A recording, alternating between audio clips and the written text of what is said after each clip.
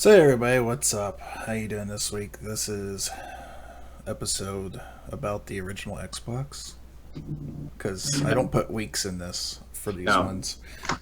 So yeah, we're talking about the Xbox today. I'm here joined with Joe as always, and Hello. that was cool. He did a robot thing, Oh, sorry. and Grant, our buddy, who's been around the Final Save Point community for a while, and we're going So, to talk about Xbox One, original Xbox, not the Xbox Yep. One. Fuck Microsoft. Anyways, Thank you for that naming convention. Xbox Classic. Yeah. yeah, they'll probably call it something like that. Like The actual box that had an X on it. it was shaped like an X. Oh, that original concept. And it Yeah, had a contour on the outside because they wanted it to feel like it couldn't contain the power. all right. So as always, we're going to start off with the typical thing. We are going to talk about some news this week because we had some pretty big stuff come down the pipe. Yep. We played some interesting games this week for once instead of the same thing over and over again. Mhm. So yeah, what you guys been playing? Joe, why don't you go ahead and get started? I've been mostly playing Wildlands a lot this week and weekend. We'll kind of get a little bit more into that, but just a little quick thing though. I've had fun with it. I finished the first episode of Life is Strange. Love that game so far. It is very hipstery for sure, and it feels like I will have Michael Cera or Ellen Page pop in any second now. But I'm totally digging it. It has a really cool vibe to it, but also like it has that supernatural time element to it. And you're still trying to, like, in the first episode, it's still trying to figure out everything. And I even forget that I have it. So there's sometimes I forget to fix something, like after I screw it up, and I'm like, oops, I should have totally rewound time on that. But yeah, it's a great game. Anybody who likes adventure games and you're kind of want to play something other than like Telltale, try Life is Strange. It is everything that Telltale does, but I'm slightly a little more satisfied, at least so far. It looks really good, really nice. It actually has decent, graphics and not that old Telltale engine, even though I know Telltale switched up their engine with the new Walking Dead. But yeah, great game. That's about it. That's about it. What about you, Grant? Oh, I've also been playing Wildlands. I've had a lot of fun with it. Other than that, not really much. You play a lot of Minecraft, haven't Yeah, Minecraft. That's no news for anybody, though. you? So I've been playing Wildlands too. Mm-hmm. I think we need to have a discussion about this Oh, game. all right, let's do it. The shooting is fun. Going through the Yes. jungle is fun. That's all fun.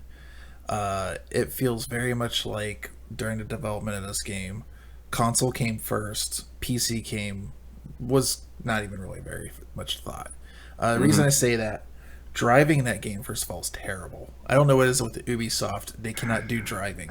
Like I feel like it's been an improvement over their other driving games, but it's just, it's like a tad bit too touchy. I don't The know. cars are a little bit more weighty than normal, I think. Yeah, you press like to the right or whatever, and it just kind of waves over, and it's like, whoa, calm down. The other problem I have is flying a helicopter in that game.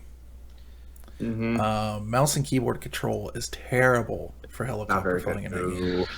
It's almost required that you have a controller right next to you to fly. There is a I've reason got- why we had Don flying for us, but go ahead, Grant. Sorry. I've gotten used to the helicopter flying for the most part. It like you have to fly it in stages. Like as soon as you lift off, you can't go forward. You have to like keep going until the camera moves up behind you, and then you just hold shift, and it'll just fly you straight where you're going. Yeah, I kind of got used to it too, but I definitely see the problem there. They need to tweak it a little bit. But Yeah. It needs help. It's not fun to use. It's not intuitive. the planes are fine. I'll give them that. So the question, Okay. how did it run on your guys' system? Oh, really well for me. No, really good. Yeah. Like, Besides what are we my talking? random crashing, but that's a Yeah. whole nother issue. So what are we talking about? Like really well, like settings and Honest- frame rates. Settings, I have it on I high, had it- not very high, and okay. it runs at about 60 frames, I would say. Pretty solid. Didn't, yeah. I have it on when I did full blast, pretty much everything, I was probably between like 40 and 60. Okay. It seems really unoptimized to me. Like for what you're actually seeing on screen. So I was looking at it and I was like, this seems like Anvil engine again. I'm pretty sure it is. At least it feels like it. I don't know what's up with that engine. It seems like when they conceived it, they're like 30 frames and then 60 is nice if you have enough power. But it just doesn't feel very well optimized. I feel like 2980 should be destroying that game. Oh yeah. You know, when it comes to my card, I'm kind of like in a weird place because AMD didn't release a driver for this beta. Not surprising, saying that it was a NVIDIA game, you know. But I went from low to very high. I can't do ultra because I only have 4 gig frame buffer. But went from low to very high, and it made a 2 frame difference the whole way through. The thing is just like locked at 45 for me, like all the time, 45, okay. 50 or whatnot. I'm not bitching so much just because I have the benefit of having a variable refresh monitor now.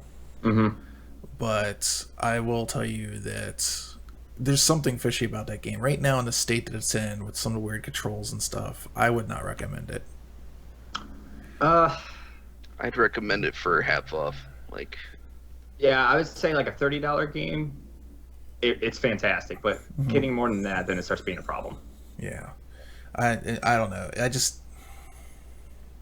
There's something up with it. It doesn't seem to be running very well. And Right now, I mean, I could tell. Like, I don't know. Looking at it too, it just feels like, graphically at least, it feels like a last gen game. To be honest, like there's a couple effects here and there, and I love the options menu. It looks good, but it doesn't look as good as GTA, which runs circles around that. Yeah, it doesn't look as good as GTA. It doesn't even look as like Far Cry or anything like that. Yeah. So, Yeah. yeah. I'm not saying that's important. I'm just trying to say No. that at the end of the day, I've come to expect certain things from what I'm getting out of the engine, and it just seems like Ubisoft this isn't another thing where Ubisoft has just pooped it out again at a hurry. This should stay in the oven a bit longer. Right. Yeah, I mean that's really that's the point we're trying to make here is for what it looks like, it should be running better. Yeah. Not that it looks bad, it looks good, Yeah. but it's just Yeah. So, anyways, I played another one. So you know, I play a lot of H1Z1. I think I've got like 210 hours in it now, or something like that. okay. But there's a guy that was working for H1Z1 for the King of the Kill stuff, and he left and went to go try to make his own thing with another team or something like that. And there's all this stuff. Like, it sounds like there's some bad blood there for some reason. It's like almost like I'm gonna go create a better version because yeah. Sorry.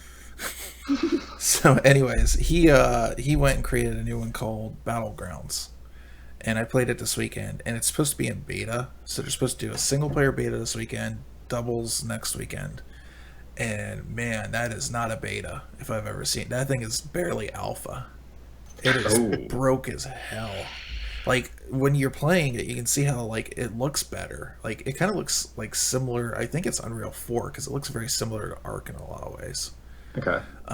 It kind of looks like it has like that internal scaling thing, which I'm not a fan of. Really? But yeah, well, I'm not a fan of Unreal's internal scaling. It looks like soft okay. and weird. It's just I don't like Okay. the way it pulls So I off. thought you had great praises for how Forza does it, but Forza, yes, I have great praises for the way Titanfall does it, but for something about the way Unreal 4 does it, it comes off looking like the image is too soft or something. oh, it kind of blurs it and fuzzy. Yeah. So anyways, I played it for a little bit. I can see where the appeal is. I'm going inside buildings and stuff though, and like the rendering is like getting screwed up. Like there's like checkerboard flickers all over the place and stuff like that going on. This game is nowhere near, and it should not be in a beta state. And I'm hoping what they're not doing is it's like technically an alpha and they're calling it beta so they can get into the Steam early access. Because Gotcha. I'm getting so sick of these games sitting in early access for like years, you know. And so yeah, but I have hopes. The parachuting was bad. The shooting was pretty good. I like the guns. I like the graphical style of it. It did look way better. When you drop, like in H1Z1, you only have a very small area to drop in. There's not much you can do or travel to. This one, when you drop, you don't pull your parachute right away because it's like Crisis. You were like dropping at such a high altitude you can see the entire island. and pretty much you can go anywhere in that island you want to. So I haven't been in this situation yet, but what I've been told is they do a similar thing like in H1Z1. They like the gas comes in and pushes you in. This is different where there's a circle, Gotcha. and instead your life slowly drains if you're outside that circle. Okay. So I don't know. I find it interesting. I want to play more of it, but man, it is not a beta at all. It is straight up alpha Still stage. alpha. Yeah. Yeah. So, anyways, yeah, that's pretty much what I've been playing, and I played some of the Titanfall Live Fire this weekend, and that's fun as hell. I don't know if you guys gotten a chance to play with that. No. What is it? So it's a mode where they made 2 maps exclusively for it. They're smaller maps. They're basically just a big rectangle with some crap in the middle of it, like terrain and stuff like that. And what it is, it's 5-man teams, and there's a flag in the middle. And you're supposed to kill the other team with the flag in hand. Okay? And it's elimination rounds. So you only get 1 spawn per round. It's pretty fast. It makes you not rush into stuff as quickly, but but the flag's sitting right in the middle of the map. The team has to grab the flag and whatnot. It makes things more useful, like cloak.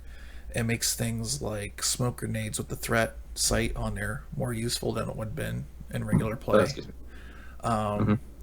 The other thing they added is now mixtape is just what you press to get into a match.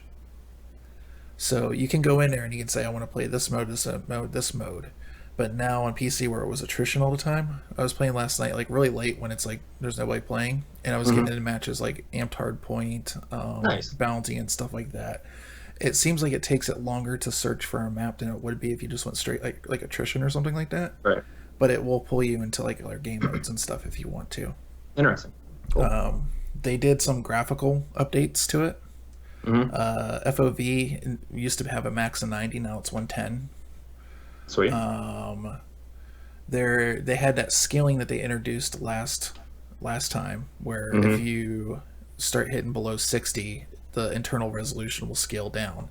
Now it's doing a thing where it will actually go, instead of doing that, you can turn it on, so if you're like actually doing above 60, it will actually scale up to do like a super sample anti-aliasing or something like that. So it'll just kind of keep your frame rate in this in there. I noticed like a variance of like about 10 frames or so while doing this, but it works fairly well. Nice. It works better than it did before anyways. Really? They still didn't fix the issue with the AMD cards where every once in a while it just decides to go, and I think that's AMD's fault, not theirs.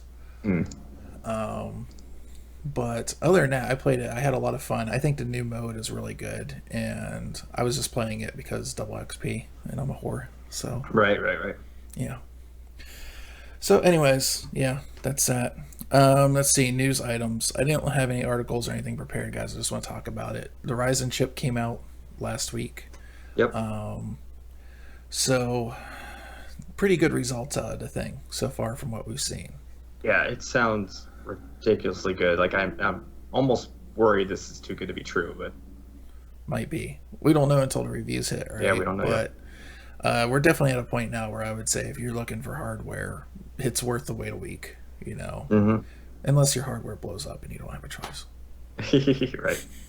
Oops. But yeah, I would like seriously I really hope it's good for them. Everything I'm hearing right now is for the most part pretty positive. You know, but we'll see what happens. The reviews are going to be interesting. I'll say that much. Yeah. Anyways, But yeah, so far there has been a couple benchmarks and reviews I've seen, and it's just been ridiculously really good. Like the amount of power you're getting for the price is just insane. I mean, it's going toe to toe with $1,000 processor on it. Yeah, Intel for said half the price, half the price. Yeah, I mean, that's pretty nuts. Mm-hmm. Let alone might be my new processor. Yeah, you ever think you'd see that? I know I've had Intel for a long time. I think my last AMD processor was a Athlon XP, maybe. Holy crap! That's a long time ago. Wow. Snake, Bliskin. You know, Bliskin sounds like some kind of meal. like fancy meal. I'll have does. the Bliskin. Like Indian, maybe. Yeah. All right, let's get into it, guys. Let's talk about the OG Xbox here. Let's do it. Oh yeah, I'm over here. Duh. Yeah. All right, so when we first got shown the Xbox, we got shown the silver Xbox Yeah. with a green light in the middle. It's so shiny. That's right next to a really nice lamp. I mean, that looks Mhm. awesome. It's like But, chrome finish. They actually came out on stage and said this huge thing was going to be the actual final console. I know, it's so big. Like, part of me is like, I kind of would want that just because it is really cool, but it's gigantic. It's huge. Like, it almost I thought looks that like final version was small, but it almost looks like you would put that like on the ground as like a stand, and you put your TV on top of it. just holds it up. Yeah, it just holds it up. It probably could support even like a big CRT. Yeah. All right. So then eventually, I think this was the original announcement. It came out at GDC originally in 2000. Right. Go to right into 2001. Then we get this announcement with The Rock and Bill Gates, Very impressive. Bill, do you have any idea which was cringe heavy at best. only running on 1/5 of the Yeah. Well, I But then would again, think it's that The Rock. It doesn't matter Yeah. what you think. Bill. I love The Rock. Oh man, that's just so bad. And That's Bill. so bad. Yeah. Yeah. So, yeah, what we eventually got was on November 15th, 2001. We basically got a computer with a custom version of Windows in it. Yep. Based off of Windows CE, wasn't it? No, it was actually somewhat XP, apparently. Really? Yeah. So, this is the Xbox. It ran on a Pentium 3 originally, 733 megahertz Pentium 3. I remember there being a difference later on where they actually had coolers that were just passively being cooled inside. Right. So it sounds like it ends up being to the point where this thing lost my train of thought. Ends up being to the point where they went to Celeron, and I think the Celeron was slightly slower at like 720 some megahertz or something like that. There's also revisions to the graphics chip eventually towards the end of life, which actually caused incompatibility issues with certain games. Really? Did not know Yeah, like the last year of like production, there's issues with the Thomson drives. The Thomson drives got switched out for, I think it was Samsung drives. Yeah. And a couple other things here and there, but other than that, it was a pretty stable box. As far as like power, like we're talking about boxes now. Like for instance, I think my graphics card's like 4.9 or 4.8 teraflops or something like that. They actually have it listed down here. Sales, modeling. 7.3 gigaflops? Yeah. Yeah. Mm-hmm. Think about that. That is like that's like progressed a what, lot, a but- percent, if even Yeah. not even that, of what the processors can do today. That's, yeah, maybe almost Yeah. 1%. But yeah, but the thing is at the time, this console was a beast. Yeah. Like, I mean, it was. I'll be honest. Now, it had some cool innovations too, and I'll tell you why. Because one of the things that saved my life is, you remember, it was like the first console that had like the breakaway cord on it. oh yes.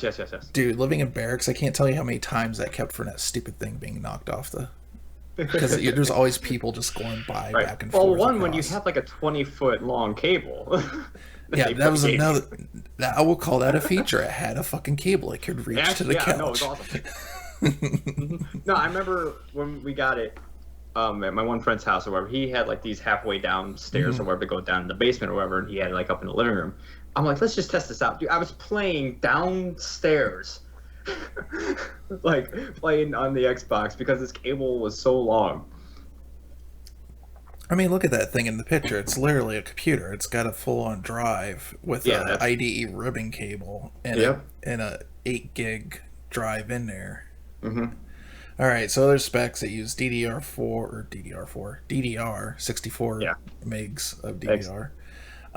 Interesting thing, games like Halo wouldn't be possible if they didn't include the drive, because they were actually loading most of the level into the drive to be loaded into RAM at certain points. That's why when you played Halo, it would freeze for a second, say loading, and then start going again.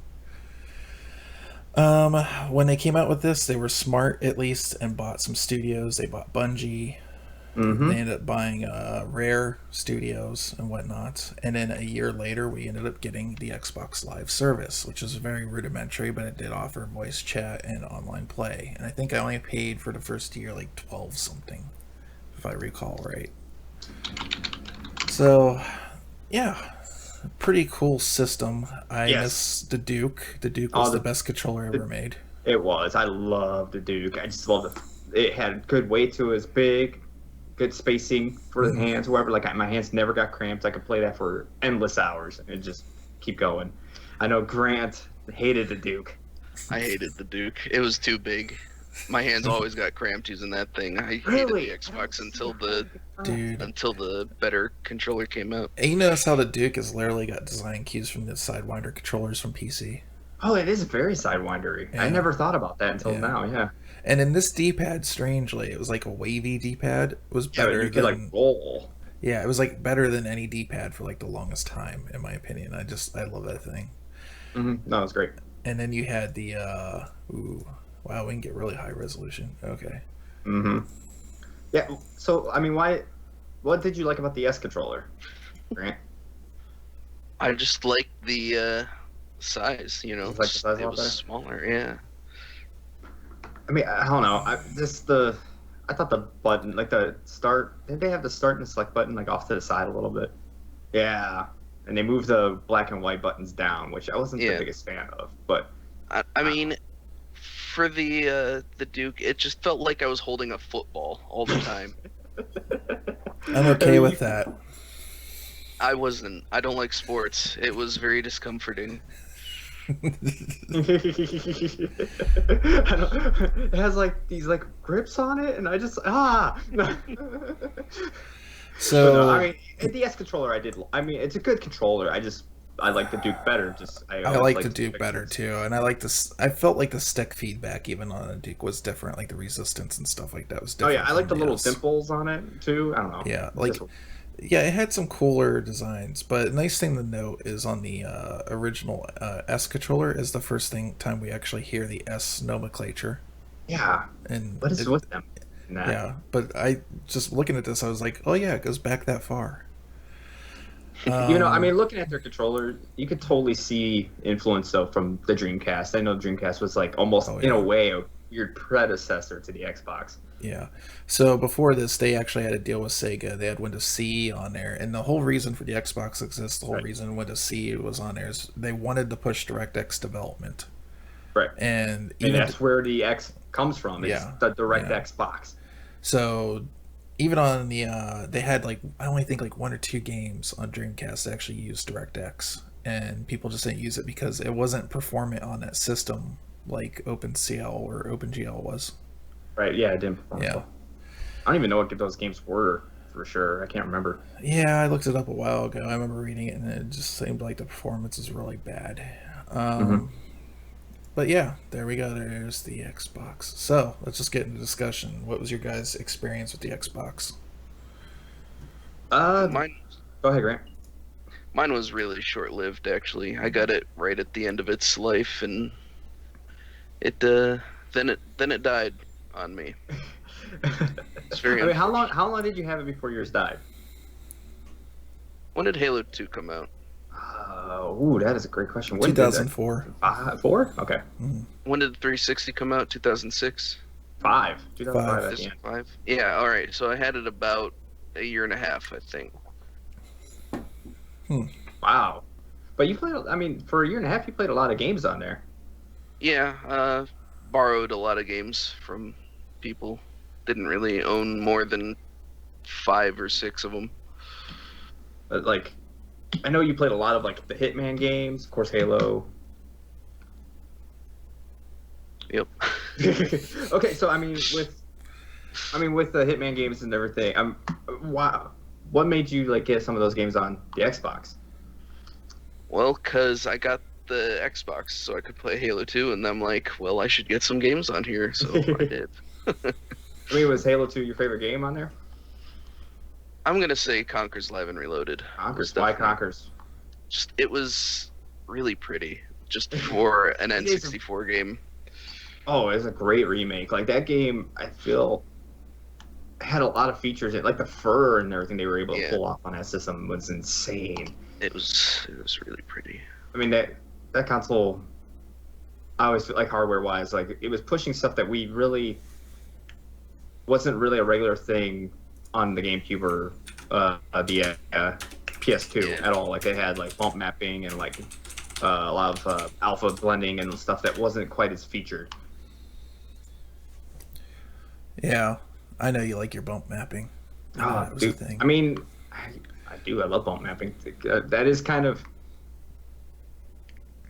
that innovation is almost what has pushed modern graphics. It's probably one of the original things, like especially in like Doom 3 or Half-Life 2. Like that was very prominent in those games, and even like Republic Commando and everything. Especially later when we're trying to play on PC, how the bump mapping didn't work for the longest time, and now they have it. They modded so it does, but it changes the look of that game so much. Like if you don't have bump mapping. All right, so let me go through my history of it. I got into the Army into Garrison about 2002, something like that. So when I got there, I actually had a PlayStation 2, and it broke. And I didn't really have very many games for it. And I had a buddy that had a PC, strangely enough. Laptop, I think, actually. He was playing in the first Ghost Recon. And you remember the first Ghost Recon, not very special. You didn't even have a gun model in there. It was just like a reticle and forest. And you shot at things. Yeah, it was basically that simple. And I was like, this looks really cool, but I didn't have the money first getting into the Army to get a PC or anything like that, or to build a new PC. And the old PC was back at the house, and there was no way that PC was going to run that game. So I was always in the area where I really liked PC gaming a little bit more than what the consoles had typically offered before. This console seemed like it was a gateway to get a lot of games that were exclusively on PC onto a console.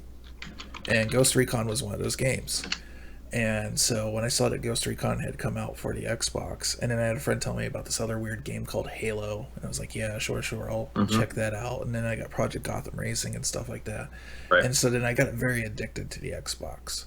And the other thing I liked about it is I remember just this weird blue PlayStation thing that I had that I was very mad at and took out to the gun range and shot it. But I remember the thing just being dumb, stupid soldier American guy. I'm like, it's the Xbox. It's huge. It's American. Yeah, look at the size of that controller. That's a man's controller. That's a man that eats Hungry Man. It's the first American console really in almost 20 years at that point, right? No, there's a Jaguar, unfortunately. I guess, yeah, you're right. The toilet bowl. That's exactly where it belonged. Yeah. Okay, the first competitive one in a long time. Yeah. Oh my god, he's green. Too much. Need the green. So anyways, I wasn't in a position where it was always hearsay of other soldiers, other friends when I bought into this thing, because I didn't have a TV or anything like that, so I didn't see any of the marketing or any of that stuff. I didn't know about Halo until I got the thing. So it was a very That's cool. my very first game. It was a very cool situation where it was almost like a surprise when I got it. I didn't know what to expect from it. Really? Yeah. I had seen one around launch right before I got into the Army at a party at Brent's townhouse when he was in college. Right. But I was just really busy with things and getting ready to go in. I wasn't really paying attention. So when I got it, it was just playing Halo, playing Ghost Recon, playing these other things on it. It was a major, major shock. And the thing that killed me about it was I eventually got to a point where I went from a CRT very early to a 4x3 LCD that could do 480p out. And that thing could do 480p, it could do 720 eventually. Like that thing had more get up and go than just about any other console I saw. And I was somebody that also had a GameCube eventually and loved my GameCube, you know. But it's just it couldn't hold a candle to what that Xbox could do.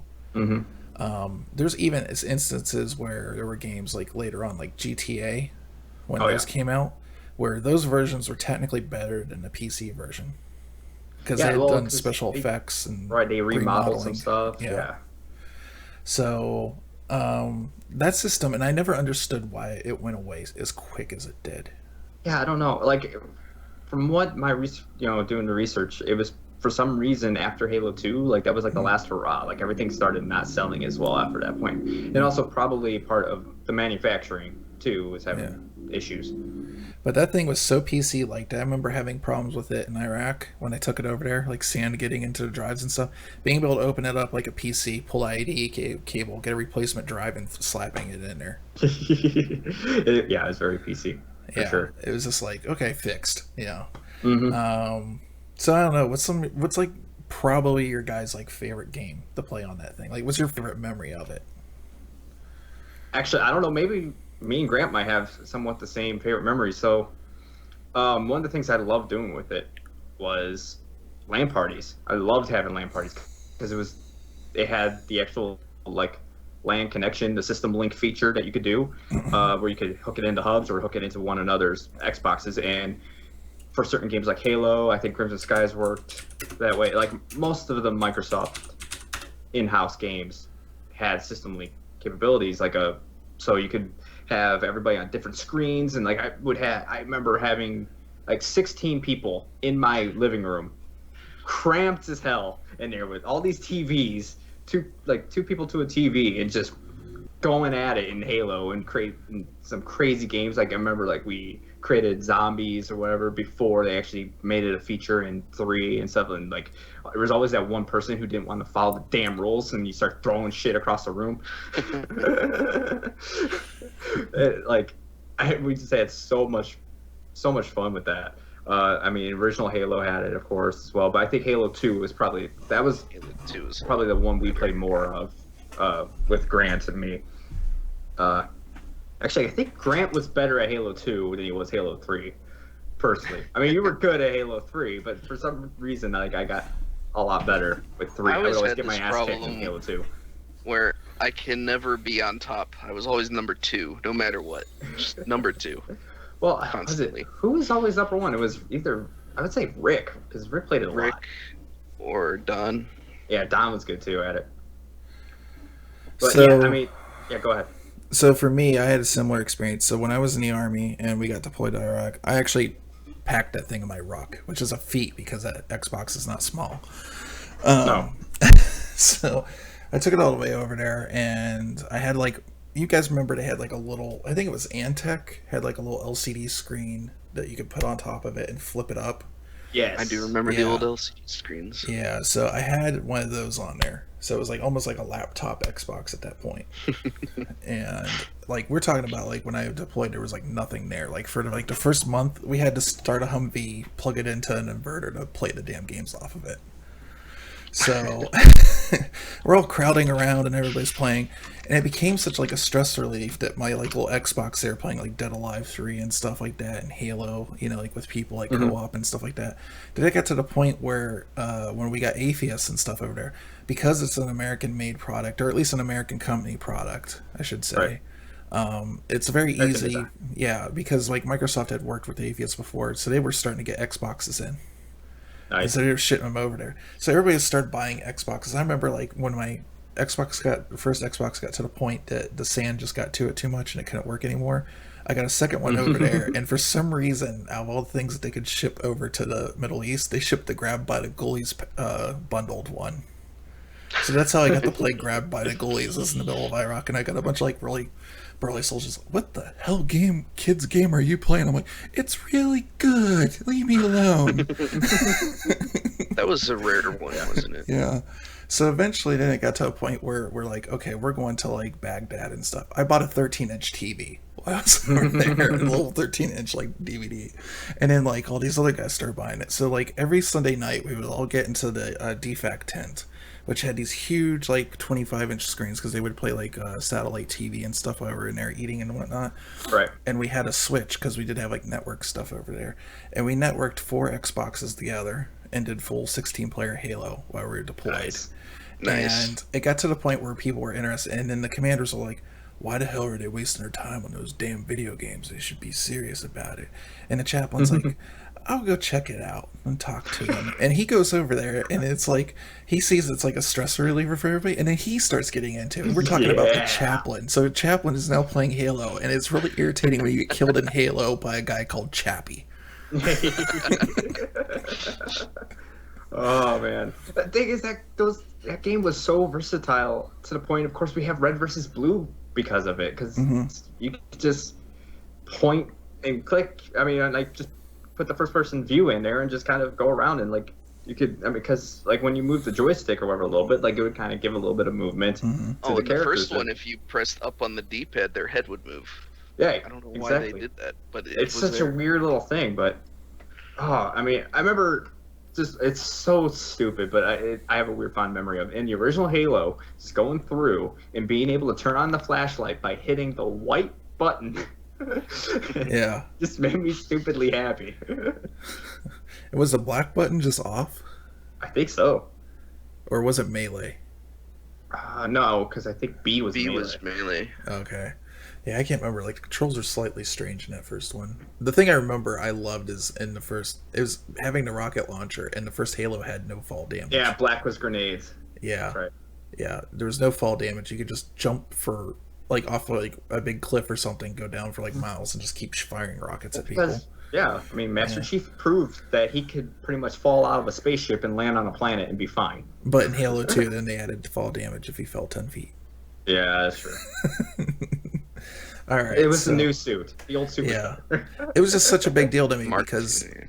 the army Yeah. was at, and the military in general was at a point where there was a big stigma where if you were over there playing video games or something, you were being complacent, you were not paying attention to everything around you, and there was not that feeling of it could be like a good stress reliever or something like that.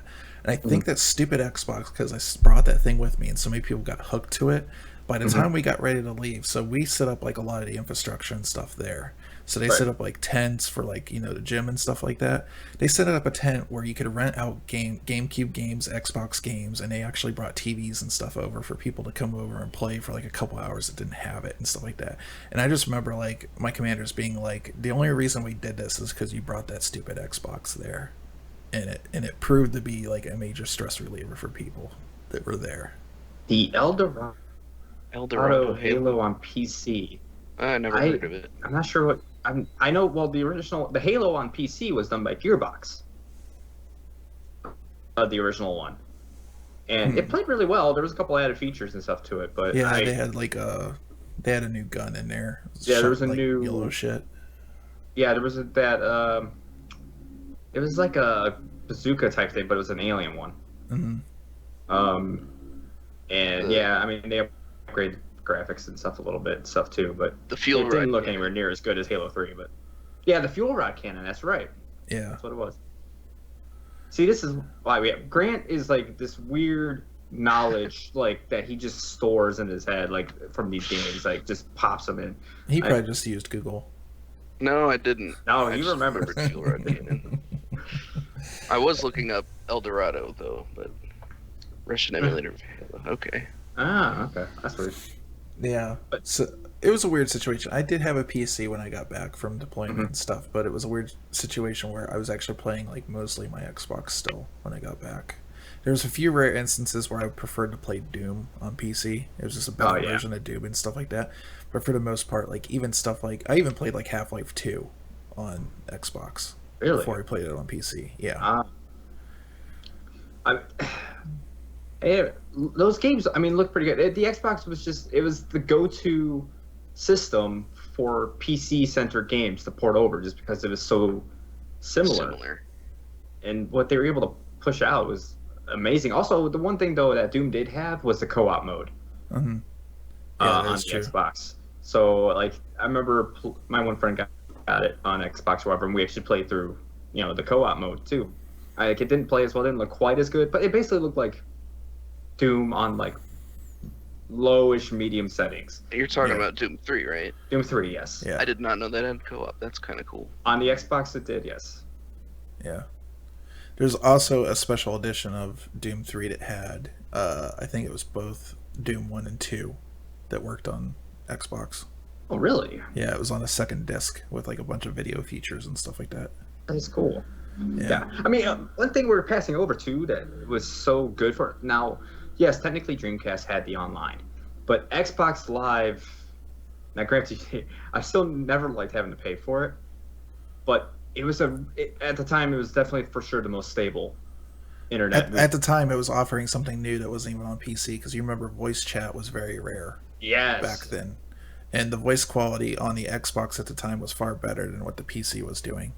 Right. Yeah. There was no unified thing. Like I remember, like there was Ventrilo and Xfire, and like all this stuff that we tried dicking around with back in the day, but like Xbox Live just worked. Yeah.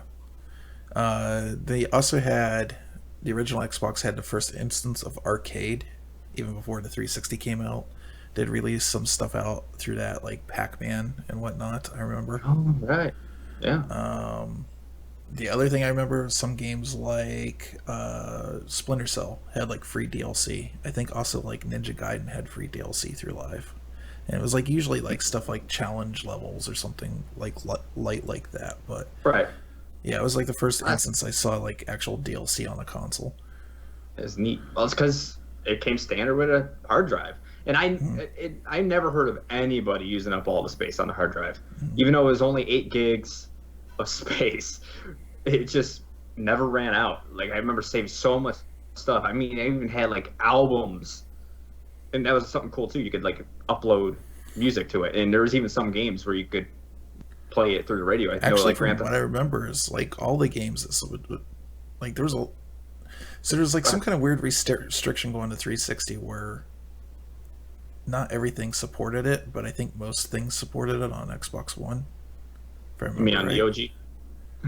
Or maybe it's the other way around. It was the other way around. No, on Okay. the Xbox 360, you could just hit the middle button, the Xbox Yeah, button, to and you can play it. There were games that had it specifically integrated, so you could do like cooler stuff, but there was like an override. It basically was like an override Okay. I function. remember the only game I ever used that in was like Project Gotham Racing. Yeah, Project Gotham Racing, you could play it in. Sega GT did as well. You can have like your own thing. Grand Theft Auto, if I remember correctly, you could basically set it up as a custom radio station. Yeah. Which actually that's still a thing today, at least on the PC version. Yes. Because there is a folder, and there has been since GTA 4 on PC, where if you add it, it'll add a radio station with your own music in it. Yeah. So that's a cool feature. I think that's something that's been missing.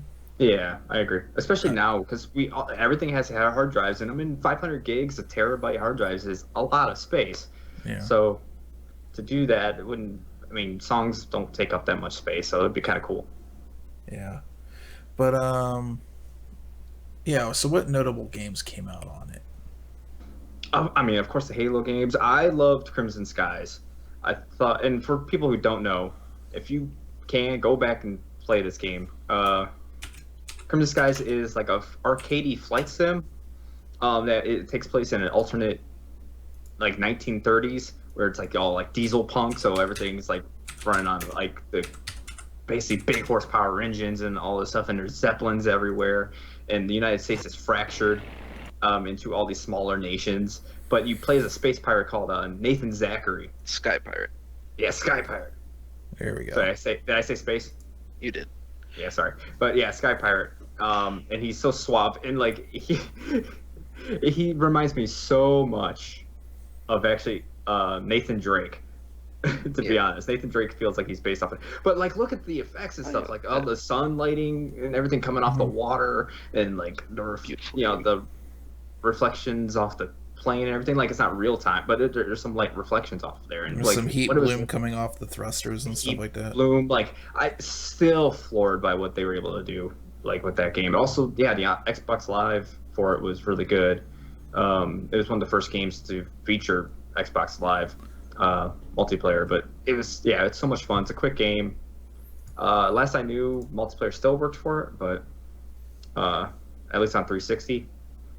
But yeah, it's a really really fun game. Really quick, easy to pick up. It teaches you how to play it really well in that first level.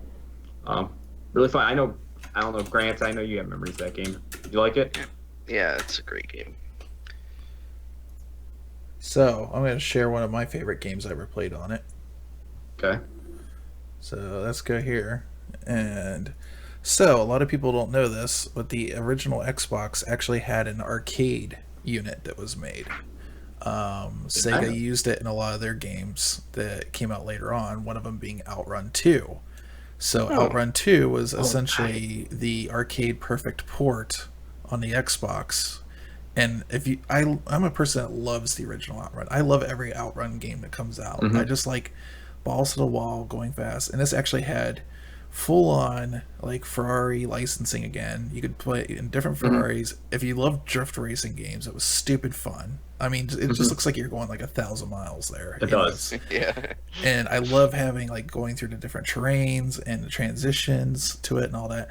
And it was just a game that was like, it didn't need to be realistic. It was just a fun, stupid arcade game. And even though I paid like stupid full price for a game that really had almost no content, I played that thing so damn much. I played that thing for months, like trying to just like beat my time and stuff. I find it funny is it had AMD advertising in it. Yeah, and it used an NVIDIA arcade machine. And NVIDIA, yeah. But yeah, anyways, I mean, that thing was it was so stupid fun. I love that game, and one of my favorite memories of all time. And I can't really think of too many games also that use the arcade variant of the Xbox, but I know there's a couple other Sega games I want to say, but this one really stuck out to me. There's a PSP version and stuff that just really didn't quite measure up to me later on, because I don't think it ran at like the full 60 or anything like that. It wasn't as smooth or whatnot. I also got this like the same week I got that 480 TV, and it looked right, stupid good on there. I loved it. We got a projection HD TV back in the day, and we hooked it up through the component cables and everything. And like some stuff, I mean, like you said, like Soul Calibur and everything. There's a few games that actually could do 720 and look great, fantastic. Yeah. And oddly enough, like Enter the Matrix could do 1080i. Really? Yeah. Wow. I don't know. Granted, why. that game didn't look the greatest, but still, yeah. Yeah. So, anyways, yeah, I have a lot of fond memories of Outrun for no apparent reason other than I just played the shit out of the game. I mean, the Xbox I just have so many fond memories. I remember playing Max Payne on there. Max Payne was a great port of it. It was actually made for PC originally. So when they ported it to the consoles, though, the PS2 took a hit. It just couldn't handle what they were putting. Like, they had the flowing jacket and then, like, the slow-mo and everything. It took a little bit of a hit on the hardware. So they had to cut some of, like, the shaders and stuff down for PS2, and it couldn't hit the same frame rate. Where on Xbox, it ran 60. It ran, full blast with the flowing jacket and all the slow-mo, never buckled, nothing. It was just ran perfectly. And even Max Payne 2, I remember just sitting down one day, I got it, and I started maybe like 3 o'clock in the afternoon, and it was 3 o'clock at night I beat that game. Just all one sitting. That is so good. Loved it. Yeah. Also the triggers on that, like, was so good. I mean, the Dreamcast had the analog triggers or whatever, but I love the feel a lot better on the Xbox. They were fatter, they had good resistance. You guys remember this racing game, by the way? Which one? Project Gotham, yeah. Gotham. And look at this. Real-time reflections on the car in what year? Oh, God, what is that? 2001? Yeah, I mean, yeah, granted, like, the frame rate doesn't match up with the rest of the game, but still, that's... Right. It probably wasn't, yeah. At least the power lines and stuff definitely are there. Yeah. It's good. Yeah. It was running at 720. Yeah.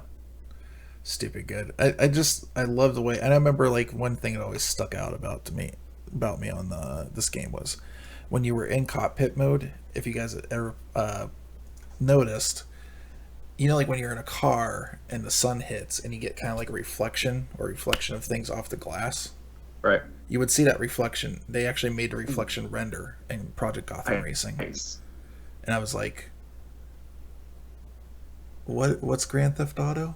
Or Grand Theft Auto. what's Gran Turismo again? I don't.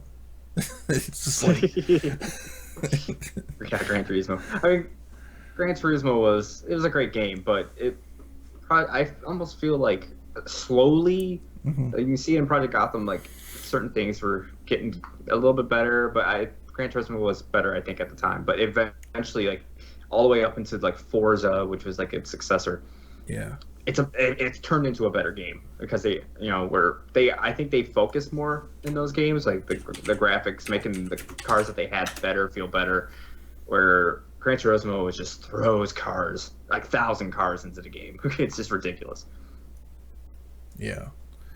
So yeah, I guess there is that. It's just, I don't know. The driving games always stuck out to me on Xbox a little bit more. They also played because they had the triggers helped a lot with that, with the feel of the throttle and everything. I just love that system, and of course they had the 4 controller port thing, which GameCube had as well, but like, just the co-op, I loved it for co-op for sure. Yeah, so it was definitely a powerhouse. Things looked better. The driving games were really good on it because of that. Like you said, with Max Payne, it was pretty much the PC version. Another one that stuck out to me because it was a powerhouse was Splinter Cell. Yes, Splinter Cell. Splinter Cell looked pretty much identical from the PC version, where on like GameCube especially, I remember like the game was just like rendering the gun as almost like a square block. For some reason, some of the lighting was not playing off the characters on different versions. And that right there was another game I was kind of like, what's Metal Gear? Even though like Metal Gear, the version on there from the PS2 looked better. It was great. Like what was it? Subsistence or something? Subsistence, yeah. Yeah. Transferring. Yeah, transfer. It's just it on a regular basis had the better versions of the game, but of course there was also Halo really pushed. I remember Blinks. You remember Blinks? Time I recall Sweeper. Blinks. Time Sweeper, yeah. Yeah. Because it had the hard drive feature, it could actually it would save parts of your game, so you could actually turn back time and everything. It was one of the few games that was actually able to use the hard drive to help make the game have certain cool functions. I thought it was really cool. Yeah. There's some weird games too I played on it, and I don't know if they were exclusive, but there's one called Whiplash. I don't know if you remember that. The one with the bunny and the weasel, right? Yeah. Oh, yeah. It was a bunny and a weasel. It was like they were like science experiments or whatever. The bunny was pretty much indestructible, and the weasel, they were chained together, and the weasel just whipped the bunny like a weapon all over the place. I never got the chance to play that game. I just remember it because it looked awesome. I mean, Yeah, that game was so much fun, man. Let's see, what other good games are on there? There's Panzer Dragoon, Orta. Yes, Orta. Was really, Yes. like basically a lot of the Sega games that were on Dreamcast. Yeah, came Sega out. had a lot of support for it. Like there's Shenmue 2. So Yeah. I would recommend anybody who's has any interest in playing Shenmue, if you can find Shenmue 2 on your Xbox go for it. I think it works on 360 as well. Yeah, I'd say give it a shot. Those are great games. They're a little bit I don't like the translation and stuff kind of feels a little bit definitely off. Like the voice acting's not that great, but they're stupid fun. Like I always love when games that really immerse you into a world. And I just always those games, you're looking for your father's killer and all this stuff, but you have to earn money to get around. So you actually have to sit down and work at the job, and you work it through the real time hours and everything. But it's fun. Weirdly enough, I don't know. It's just so cool. Yeah. Such fun games. And then there was a couple other things I just remembered about the Xbox. It actually had Dolby Digital where everybody else didn't. So it actually had 5.1 support. So that was actually a thing. Trying to think of other games I played on it. Fable. Fable. Yeah, I have an interesting story about that that Yeah, I can't you really do. share. All right. KOTOR. Yeah, KOTOR. KOTOR, yeah. KOTOR. That's how I play KOTOR. Speaking of Star Wars games, one of our favorite games of all time was on there, Republic Commando. Republic Commando. I mean, a lot of people, I have to say this one because a lot of people don't know what Republic Commando is, and you can get it on Steam. And there's actually a patch that will enable all the functions and stuff to make it work right. Yes. So Republic Commando, if you haven't played it, it's probably one of the best Star Wars games you'll ever play, especially if you like first-person shooters and if you like tactical shit like Rainbow Six. It is essentially the Star Wars version of Rainbow Six. Like we're talking about like Rainbow Six 3, like the old one where you would command units to go do things and stuff like that. Mm-hmm. That game it bums me out because they were working on a sequel on that. And the game was supposed to have co-op through Xbox Live. And it's just that would have been so much fun. Actually having like 4 people like controlling the different characters and everything. Yeah, and it's just like it bummed me out. That game was brilliant though. That game was so good. It was, to me, that game, because every other Star Wars game is like same thing, like word crawl and whatnot. And it had like Star Wars games just like I just have threw you in there. certain game. This just threw you in there. It had its own music, which is strange for a Star Wars game. Yeah, actually I think it was the first Star Wars game to do that have its own music. Yeah, and it was quite literally like, if you liked Rogue One and Oddball stuff like that, this video game was like the Rogue One of the video game, Star Wars video games. It was very different. I remember I've heard that from a lot of people saying if you've played the video games, especially something like Republic Commando, like that almost feels like if you like that, you're gonna like Rogue One, like that off the cuff, more battle centric feel to it. That's really what it was. It's just, the thing that stuck out to me about that game too was, so you saw everything from like the helmet view, and it was just it was so weird to see like in the Star Wars universe sort of like blood, even though it was like alien blood or oil from robots and stuff like that. It was just weird to see that kind of like real gritty combat visceral thing in Star Wars. It had like it would get on your visor and it would like go across. It was just like so brutal most of the time too, because your melee, your guy had a knife that popped out like Wolverine, and he would just go like that and stab like a bug, and all of a sudden there's like blood all over your face and stuff. It was like that greenish yellow. And that game is so underrated, and nobody played it because it was only on the consoles. It was only on Xbox, and that's. But it ran great. It ran. Oh god, it's just such a good game. The thing that I loved about that game too is the AI. I feel like there's still games that still can't get AI as right as that game did. Yeah. Like the characters actually do what they were doing, and when you would tell them to go somewhere, and it wasn't even like have this little cursor or whatever go on the map. It just had these certain areas that were plainly where you need to put someone. You just click on them and they would go. It just worked. And you remember the Xbox discs, they actually had like extra features on it showing how they made the game. And they actually had like LA SWAT come in and teach them how to do like tactics on breach and stuff like that. And so like when you played the game, they actually had the troopers in the Star Wars game acting like LA SWAT, doing like breaches, throwing flashbangs and shit like that. And it was that shit was so cool, get all man. Behind the door. And, they were there was like actually times where they were like rappelling down on lines and stuff like that. That game was so good. I love it. Oh, that's so sweet. Yeah. And the thing is, it only has like 3 different zones, but they're big. They're massive. Expansive. They're huge. Especially the second one where you're in that like destroyer. It makes you realize how big those ships actually are. They're huge. It takes forever. The spacewalk too at the beginning of that. It was so cool. You remember a couple years ago when it was last year, I started playing it on PC again. And I was just like out of curiosity, and I got on multiplayer, and there's still people playing the multiplayer. Oh, it's like, because there's such a love for that game. Yeah. That game's so good. But if you haven't played it, I mean, it's on PC. It's on Xbox if you want to collect for it. Yeah, I mean, KOTOR is another good one. I mean, I almost feel like that was the glory days for Star Wars, was that Xbox console. Yeah, I agree too. Because KOTOR and Republic Commando are 2 of the greatest Star Wars games of all time. KOTOR, you also had Jedi Academy too. Jedi Academy was on there too, and Jedi Outcast. Yeah. There was Obi-Wan, which was okay, but actually Obi-Wan was an Xbox exclusive too, wasn't it? It was an Xbox exclusive. That's why it was all green. Yeah. I mean, it was okay. It was kind of neat for the first time to see like the under levels of Coruscant and stuff like that. But that game was, I'll say this, it wasn't as bad as Episode 1 on the PlayStation. Yeah, that is a funky game. But like Obi-Wan Power was like Battle? Oh no, Power Battle. No, just Power Jedi Battles was good. But no, the original Phantom Menace game is clunky as hell. Which Phantom? I had it on PC and it was a little bit better. Phantom Menace, but it was still clunky as hell. It was like all top down. It was kind of trying to like mimic like Metal Gear, but not very well. Yeah, but yeah, I mean, yeah, Jedi Academy, Jedi Outcast. I love those games.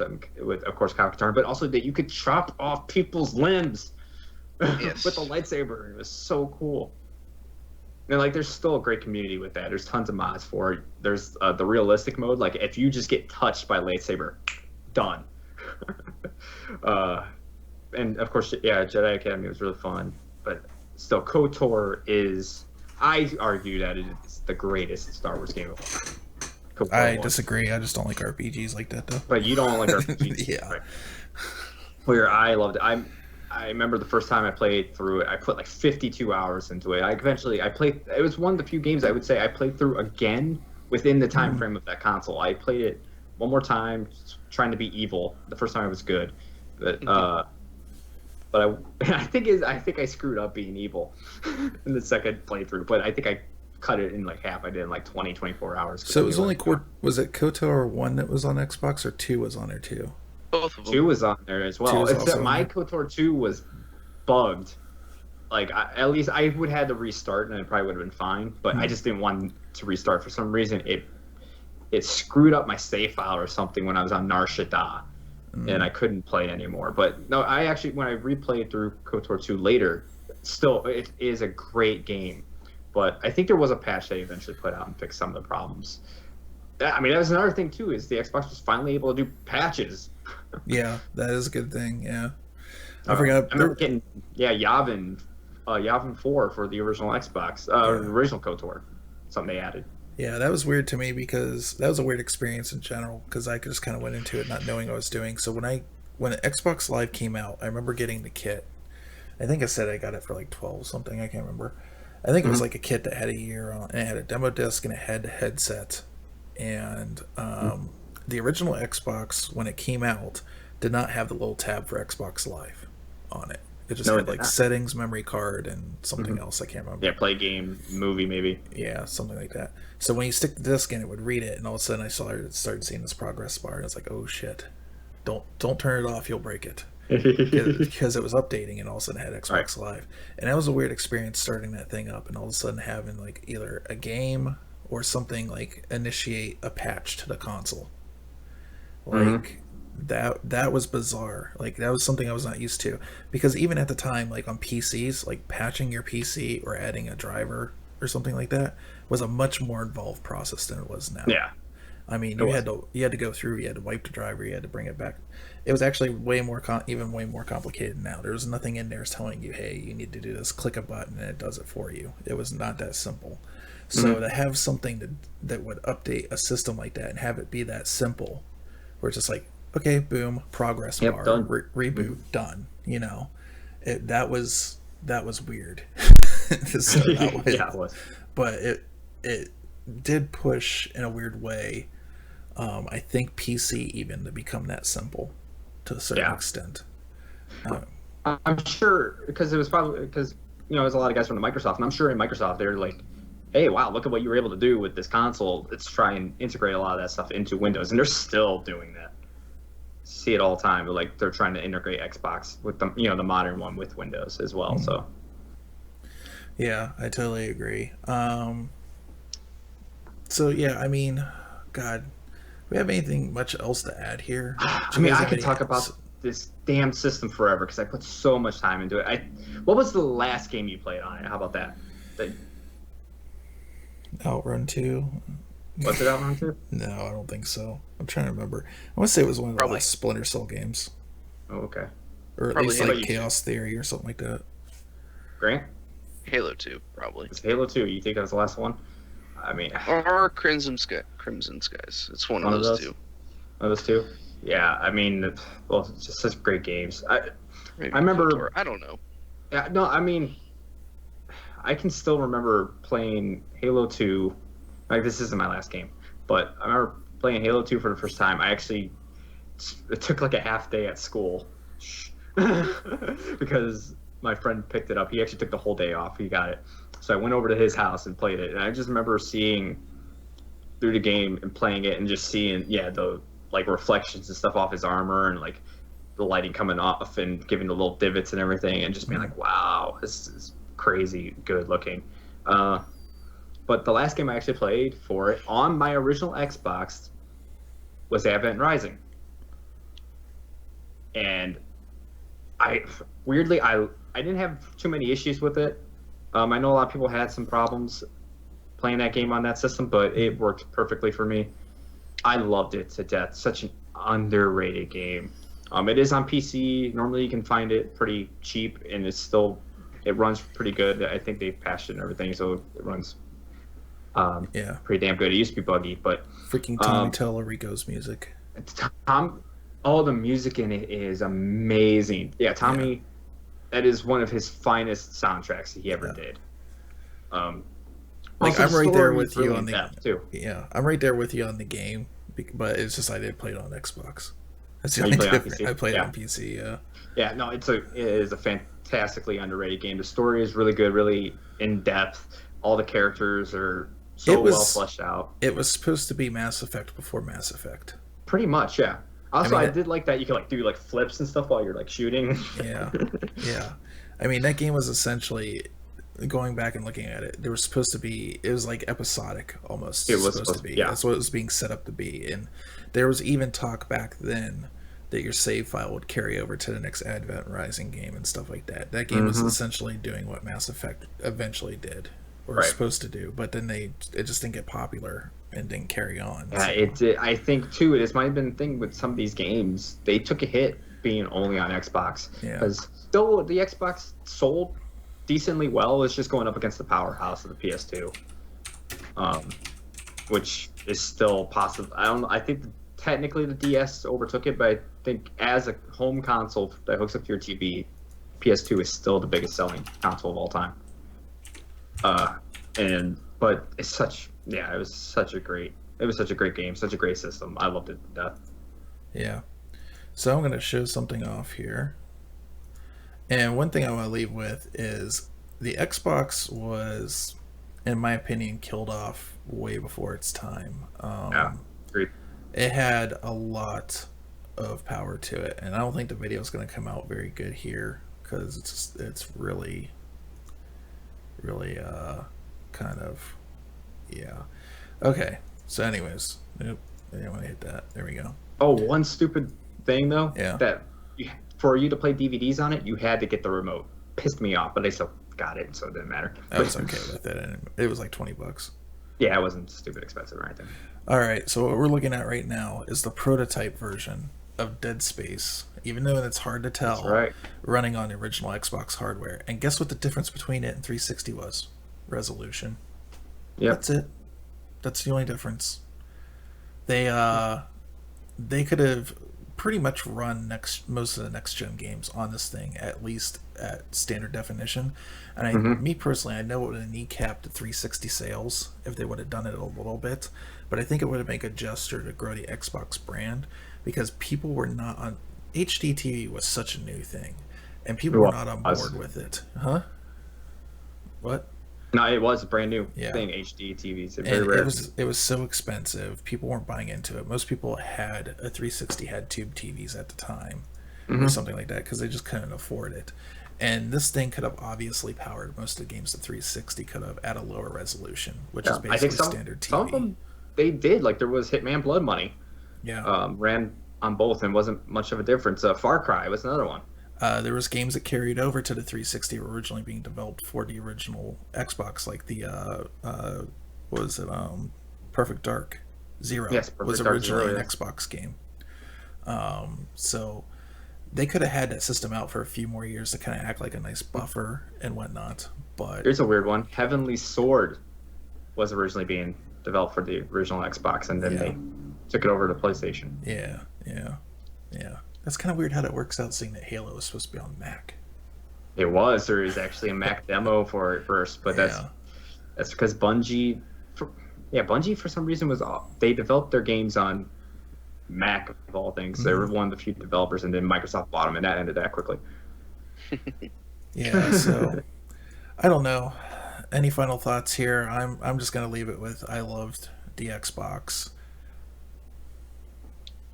Yeah, loved it. Have a lot of great fond memories.